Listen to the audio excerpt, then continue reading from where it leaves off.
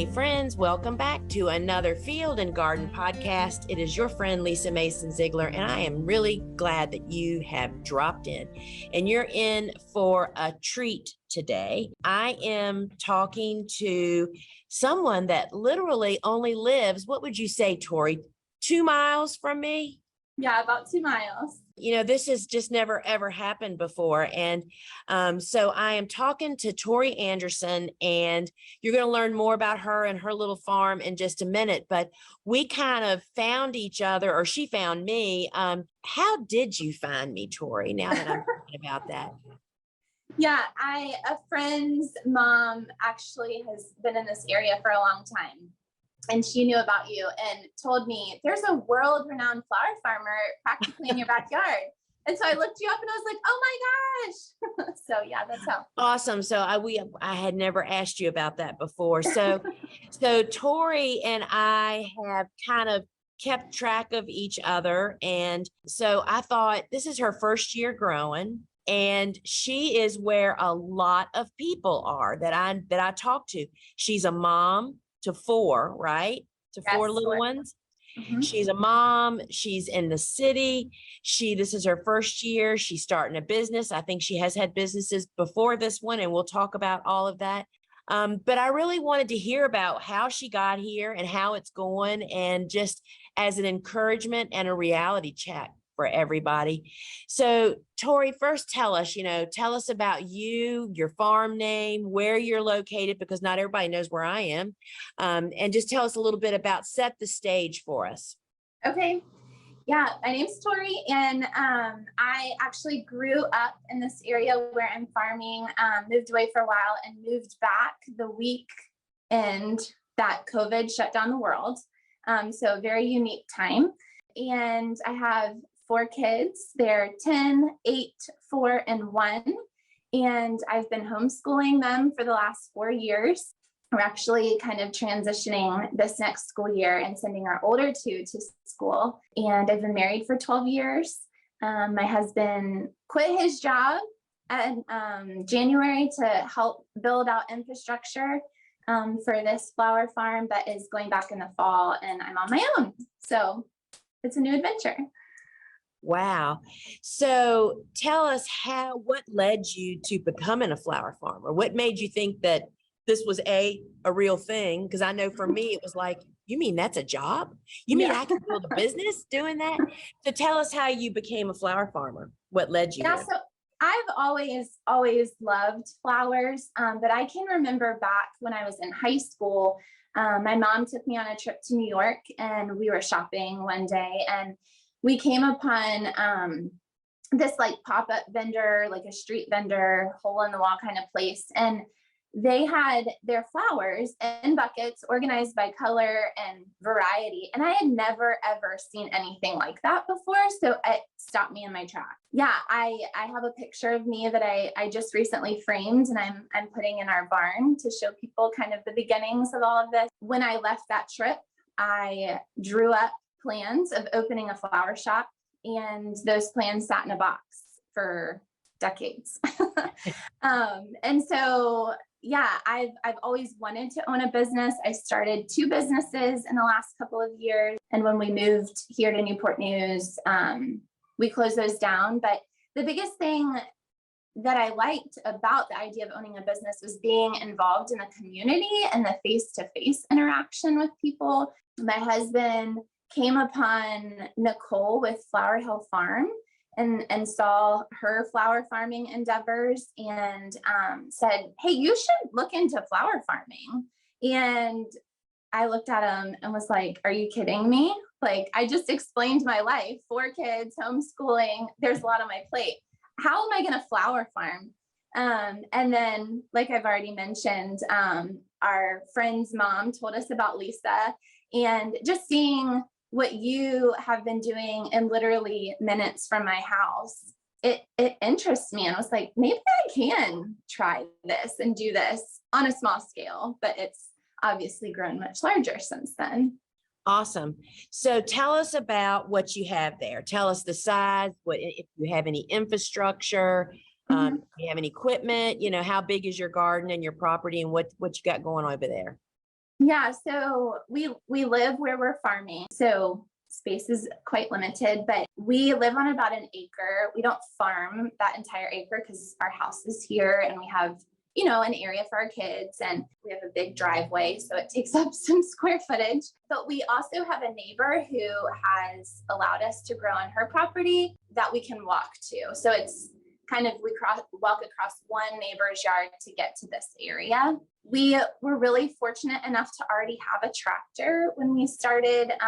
My husband and his cousin really wanted a tractor just for random things, and I was really against it, and have since learned that it's really important and we need it and depend on it. We have a basement, which is really unique for our area. So we have 2 bedrooms that were really infrequently used. So we have a space for growing seeds indoors and for a place to hold our flowers after we've harvested them. Yeah, and so we also have a barn, which we've converted into, we call it the bouquet barn, where we have customers come to our house and pick up flowers. That's awesome. It's so funny you say that about a tractor. I so felt the very same way. Even, I mean, the whole time when I was starting farming, Steve's like, when are we getting a tractor? I'm like, I do not need a tractor. Yeah. I am too small for a tractor. Da, da, da. And then we got my dad's old tractor, which definitely helped, but it really wasn't like an amazing thing. Right. But when I got my tractor that pulls our pull behind tiller and our bed maker, I'm like, how did we live without this thing for all these years? So Yes. I totally understand that. Yes. So, your story kind of sounds similar to me. There's just kind of your home presented a few opportunities, having those rooms to start seeds in and to Yes. put your flowers when you harvest them. I mean, those are big deals. Yes. People that don't have it have to figure that out or take over. I mean, I live in a bungalow and it's like space was a premium for that, right? So right. tell us about, is this your first season? Is that correct? Yes, this is our first season. All right. So tell me how that all started. Did you plant any cool flowers last fall? And we failed miserably. Happened to all of us. Yes. We actually, we planted them too late, so they didn't have a chance to really establish themselves. And so we still tended to them all through the winter, did the whole take the row cover off, put the row cover back on, check on them, like all the things. Springtime rolls around and nothing worked. Everything was really stunted and small and very disappointing. So we've just been trying to work hard to make up for lost time, I guess. But we just keep telling ourselves, it's okay, we have next year. And really, we just missed out on our early spring harvest is what it was. And I think that is a really common struggle. I mean, starting out with a cool flower garden will just mean winter gardening, cool season hardy annuals. Yes. There's just a lot of, it's not hard, but you have to give it some specific stuff, and timing is a big part of that. And it takes, I mean, I was not like an overnight success either. I still have failed, every single year. So, so that I'm sure that's other people are just so glad to really, hear you admit and say, a fail is okay. So you didn't have much spring harvest. So have y'all started, are you planning on, or have you started installing any woodies or perennials? Or are you guys going for annuals, kind of the road that I went down, or what is your thought on that? Our plans are to still do cool flowers at our house. Right now, we do have tender annuals growing here, but as those are kind of finishing up, we're preparing those beds and getting them ready for cool flowers. And we want to do that because it's close to our house. We don't have to walk, a half mile or however far it is. And our neighbor's property, we call it the meadow. We have tender annuals growing over there, which the deer are enjoying. And yes. Living and learning, right? Yeah. My husband, right before we got on this call, said, they got our Rudbeckia. And I didn't think deer liked Rudbeckia. They don't for some of us, but they do for others. I mean, it depends on how desperate they are is what it boils down to. Yeah, well, they had a late night snack last night here at our farm. So yeah, so that's kind of what's happening here. As far as woodies go, we do have some hydrangeas that we planted just for our own pleasure that we've been propagating and planting around. We've used some of them in arrangements this year, but we did, after coming to your open farm, talk to Dave Dowling for like 3 minutes and purchased 100 peony plants. So they're coming in October and we're really excited. Yes, yes. And oh, that's exciting. I'm glad to hear that. Yes. All right. So tell us a little bit about, so what is your target market? So let me say this. What were you thinking your target market was going to be, and what has happened? What is your target market? Because I know how easy it is to dream up all kinds of schemes when you don't have flowers and it doesn't always pan out. So tell us about that.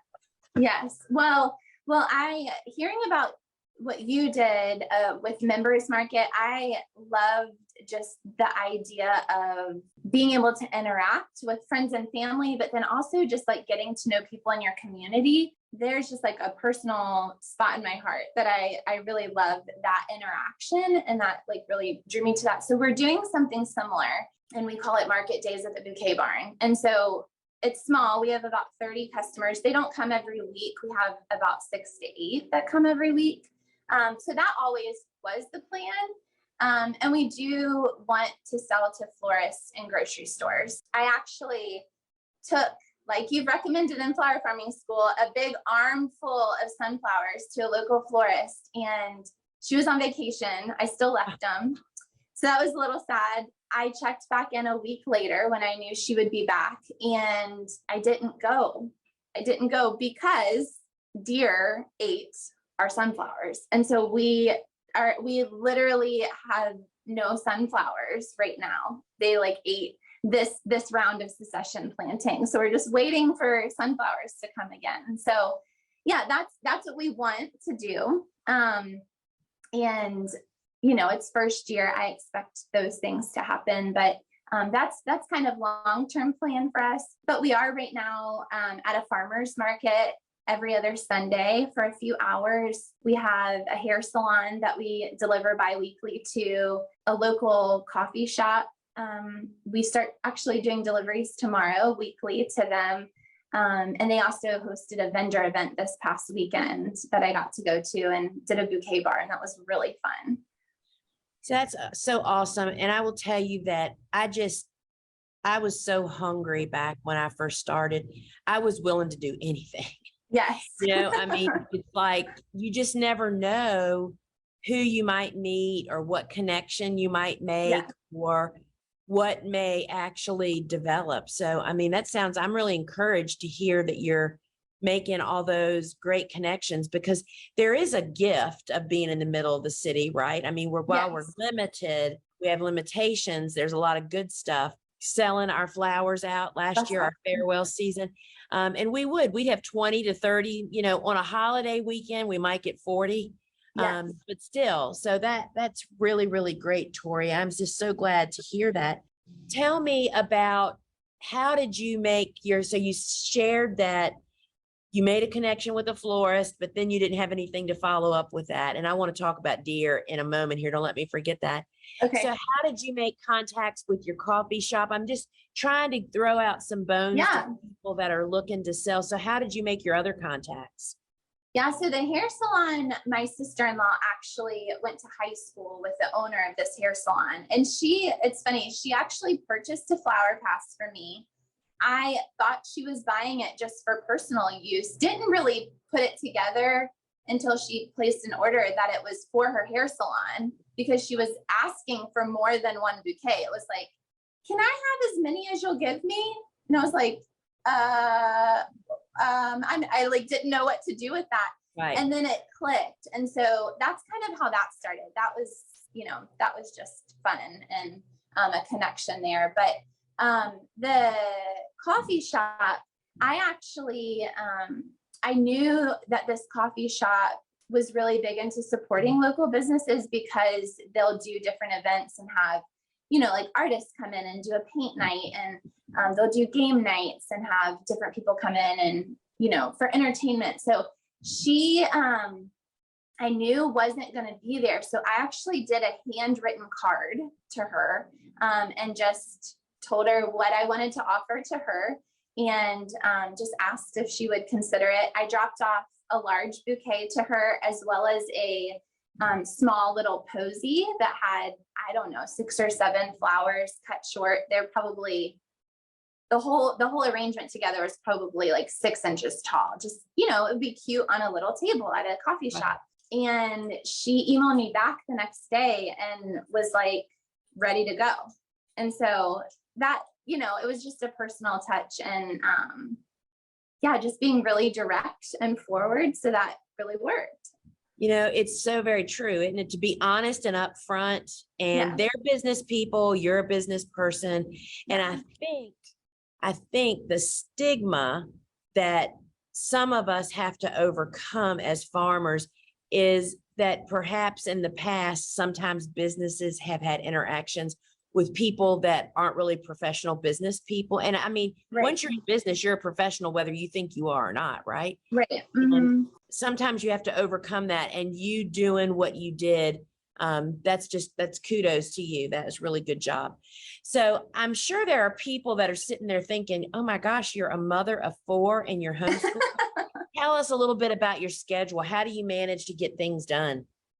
Oh, it is crazy all the time. Every day looks different. Yeah, my husband and I wake up at 5:30 every morning. I actually set my alarm clock for earlier than that, but I still can't manage to do it. But we wake up at 5:30. We connect, drink coffee, and water our plants before our kids wake up. And then when they get up, we've just had to learn to be really flexible. We have a schedule, but never stick to it. One thing that's been really helpful for us, I think will be helpful for me too, when he goes back to work, is we downloaded a to-do app that keeps us on track. And we have different like folders. So we have like a farm chores folder, and we put all of our tasks for farm chores in that folder. We have like standing orders. So those different people that we deliver to, all the tasks that are, around that, like when we have to harvest, when we have to make bouquets, we give lots of detail because our mind is in 100 places all the time. And so it helps to sit down at the end of the day and see, okay, these are all the activities that are all the tasks we have planned for tomorrow. And then we talk about it and communicate, like, what do we need to give priority to? What do we want to do when it's still cool outside? What do we want to wait and do when it's hot in the middle of the day and we can do indoors? So that app has been incredibly helpful. So you're homeschooling, but it's summer, and you take a summer break, I would guess, right? We do. Mm-hmm. And so, this fall is going to be a big shocker for you. Kids going to school and a husband, although 2 of your kids will be going to school, right? Yes, and 2 will be home. Yeah. And so, it sounds easy to be sending them off, but sometimes that's as much. No, it's really hard. I'm really sad. Yeah. One thing that I learned in flower farming school that has been really helpful is, and I think you still do it, is having specific days for specific tasks. So we've been doing that too. And doing that is like brainless, like Mondays and Thursdays I harvest, and Wednesdays I do natural, and Fridays I fertilize, and Saturdays I start seeds. Like, I don't have to have that on a to-do list. Like, that's become a rhythm. That's been super helpful. We've really enjoyed that. Making it a rhythm. That's a great way to say it, because, I totally agree. It's like, I know when we were in high production on Monday and Thursday, short of a family funeral, literally, that was be the only thing that would derail that day, because there's no other day to make it up. Right. I mean, exactly. You just have to figure it out. My family knew not to show up on my farm on Monday and Thursday, that we could barely stop to talk to them. We're facing the heat, and because we always had more flowers than we could cut, which means the pressure's on and you've only been cutting for 10 minutes. I know. Holy cow. So that is, that's really good. I mean, so my week, and then we'll let you tell what your week is. So my week, when we were in full-fledged production, Mondays was harvest. Monday afternoon, we actually delivered a small amount of subscriptions. Tuesdays, we packed and delivered florists. Wednesdays, I pushed paper, meaning I did business paperwork. And there would be somebody here doing gardening work on that day, as well as others. Thursdays, we harvested again. Fridays, we had members only market. We made bouquets for either supermarkets or for the farmers market on Saturday. It would depend on what you're doing. And I mean, we just never veered from that path, and it helped. So tell us your week again? Yeah, so my husband does a lot of the farm chores stuff right now, and we have that luxury because he is doing this full time. We're living off savings, just to be very transparent, and we planned for that. And so Mondays and Thursdays we're harvesting. Tuesdays, well, it's a little different. So when we do market days at similar to your members market, we alternate Tuesdays and Fridays because we don't have as many avenues to sell our flowers. And so it's really painful to have like a room full of flowers and have to compost them. And so we have found that instead of just having every Friday be our market day, we alternate Fridays and Tuesdays. So we did it last Friday and we're doing it this Tuesday, tomorrow. And so, so Mondays and Thursdays, we would be harvesting for those. And the days in between, I mean, getting ready for different deliveries, like those days we try to plan to be on a Tuesday or a Friday as well, so that we don't mess up our schedule of harvesting. We don't want to be harvesting another day of the week because then that sets you back. But and then starting seeds on the weekend. We really try hard to do nothing on Sunday. We go to church and come home and just try to be with our kids and enjoy them and not be busy. And honestly, like walk around the farm and actually enjoy it and look at it, because I think we can get so caught up in the tasks that need to be done, and it's never going to be done, that you forget that it's like a pleasure. Huge. That's huge. What you just said. It's never going to get done. No. So you don't even try. So I want to say one thing for you and for everybody listening, during this time before you are just so overwhelmed with demand, is really a great time to think about getting great images of your flowers, which you will not have time to do later, especially if you have voluptuousness, what I mean? Whole buckets of flowers, mini buckets, very organized, very professional looking. That's just a great time. So, I mean, we compost flowers every week on this farm now because it's so sad. Well, the use we have for them, they're bloomed out. We want them to be fully open. So they're really done. They shouldn't be, they're gone in just a couple of days. So I understand that, but they just have a different use and purpose. And, so to really think about that in your early years, when you're growing more than you can sell, make the most out of it. I mean, take a bazillion great different pictures for you to use on social media. And then, so I wanted to ask you, so what are y'all going to do about the deer? That sounds like why would you think he's not going to eat all your next sunflowers? Well, so we did get deer spray and we've been spraying to keep them away. We actually, right before the deer got all of those sunflowers, we had already seen the deer. So we anticipated that it was going to be a problem. The deer spray just hadn't arrived in time. So that was really hard to swallow. So we're spraying regularly. So I will tell you that, because we're in the city, we can't have electric wires, which, people will comment on everything. And we cannot have true deer fences 7.5 feet tall. Deer can't see that far. They only see well till about 6 feet, and they tend to not jump where they can't see. So those are two things that most people can use that are off the table for us. So deer sprays are really the only really true, reliable thing to do. And I did grow a huge lily program, big investments for years, and I Mm-hmm. sprayed them. It works. Right. But you have to spray on a schedule like it is a darn mortgage payment. You know, you have to Yeah.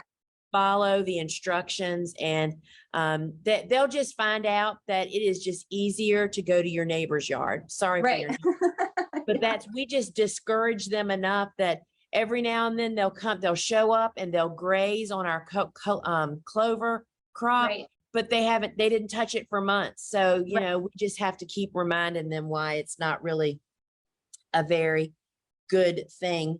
So tell me, as we're kind of going to wrap things up here, what has been the most surprising thing for you starting out in your first year? One, the amount of time it takes to harvest flowers.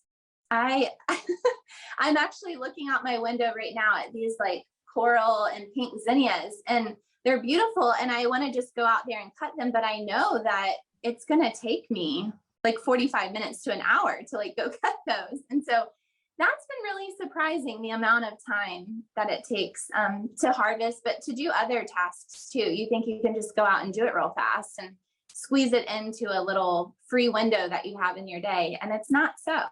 So that's been surprising.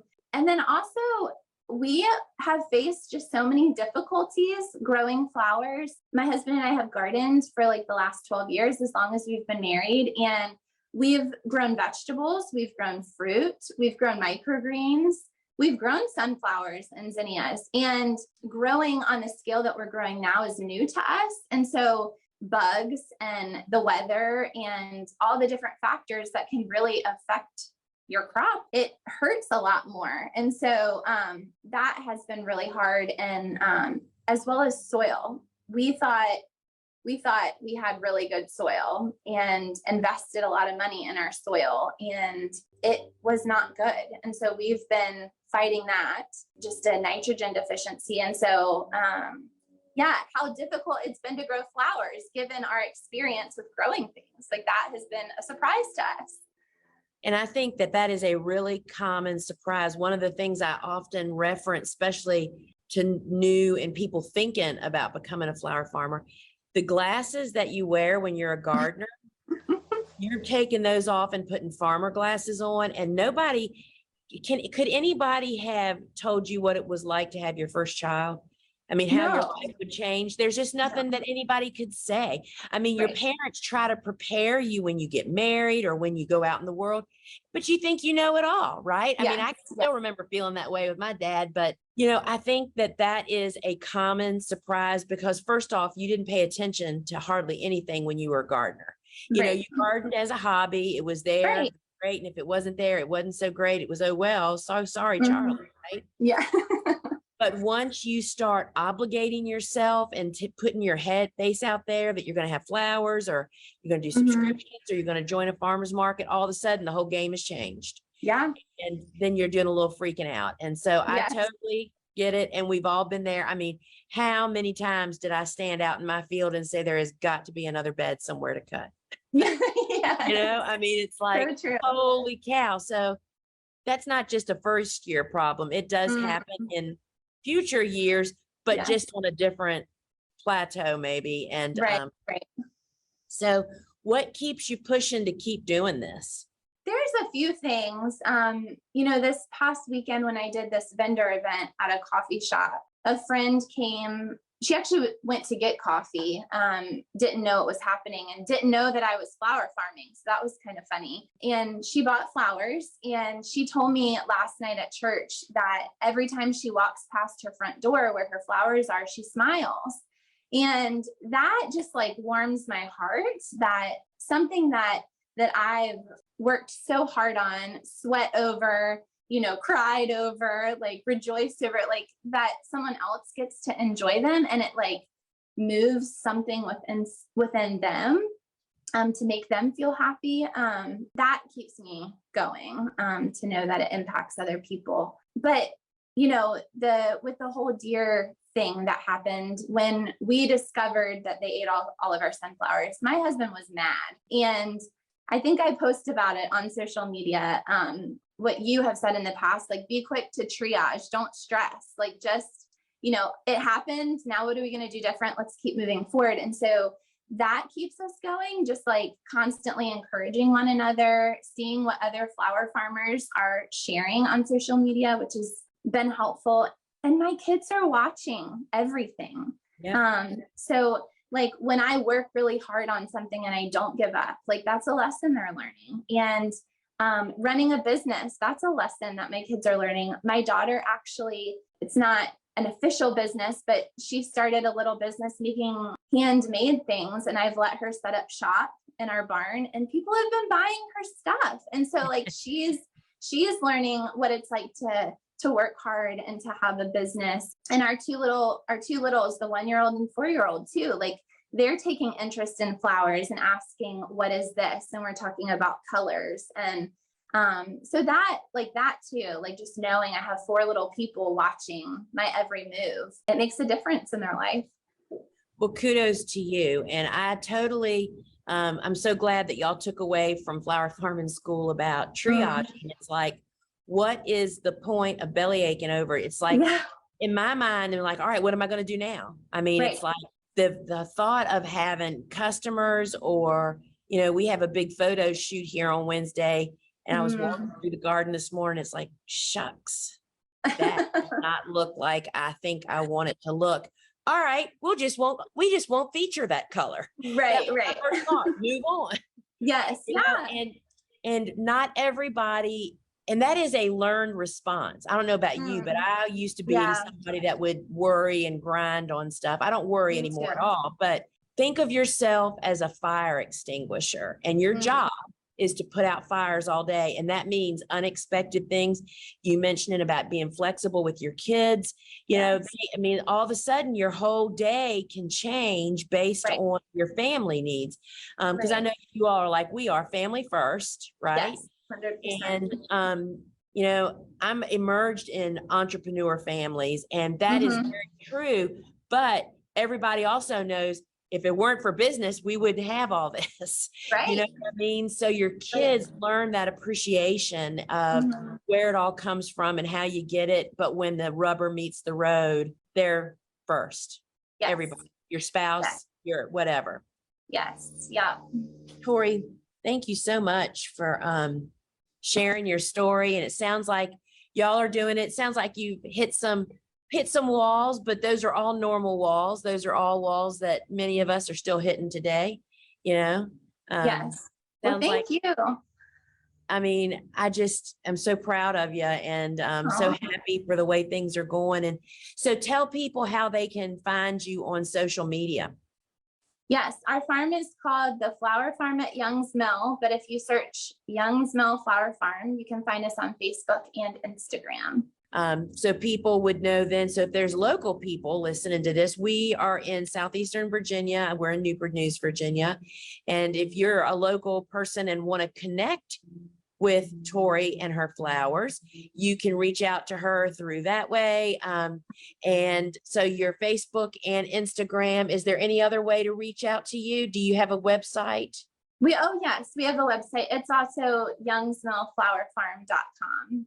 Okay, so for those folks that don't do social media, and that sounds great. Well, it sounds like y'all are off to a normal, great start. Lots of problems, but lots of good stuff. Yes, no, it's great. Thank you so much for everything, Lisa. Hey, it is my pleasure. And all right, friends, thanks for dropping in. And as always, if you are enjoying the Field and Garden podcast, we would love for you to just write a review. It only has to be a sentence on whatever app you listen that helps your podcast app show our podcast to people that are browsing. And it all comes down to reviews, friends. And please just tell your friends about thegardenersworkshop.com, and you can find everything over there, corralled all of our social media outlets, as well as about our new shopping show, about my live events I have every week, and a lot of great podcasts with people kind of like Torrie that are just like us, trying to get their grip in this industry. And there is room for everybody, friends. And we just want to help people find their way. So folks, till we meet again.